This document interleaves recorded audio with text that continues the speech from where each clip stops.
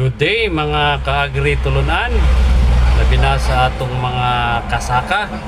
Kaya nga to ang topic karon nga pagkahisgutan is bahin sa mga pesticide nga inyong mga ginagamit.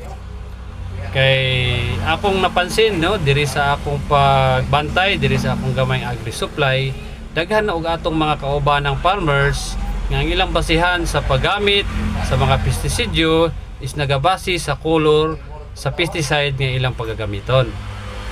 Actually mga kasaka, ang color nga inyong paggagamiton sa mga pesticide, wala ka na nag-indicate kung unsa kaisog ang hilo o pestisidyo nga inyong paggagamiton.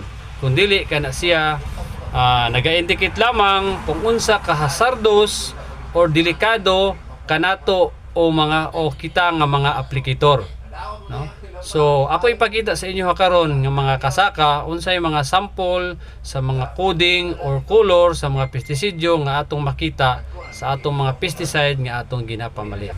So kini mga kasaka, no? So kung atong makita mao ni mga sample, no? Makita ninyo mga color sa mga pestisidyo nga inyong ginapamalit. So kana sila, wala kana sila connection. So kung unsa kaisog sa mga pesticide o pesti nga inyong paggagamiton, kung dili kana siya naga-indicate, no, kung unsa ang kahazardos kanato nga mga aplikator sa inyong paggamit mga kasaka sa pesticide.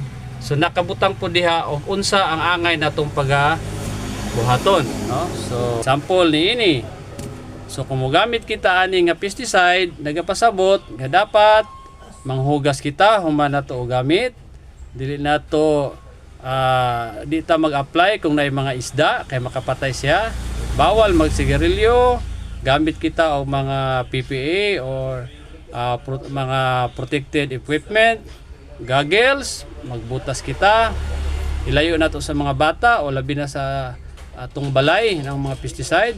Magmask kita, maggloves kita, o mogamit kita og mga measuring cup, no, sa atong pag-mix sa mga pestisidyo. So mao kana mga kasaka, no, angay natong hinumduman usbon ako kining atong mga ginagamit nga mga pesticide.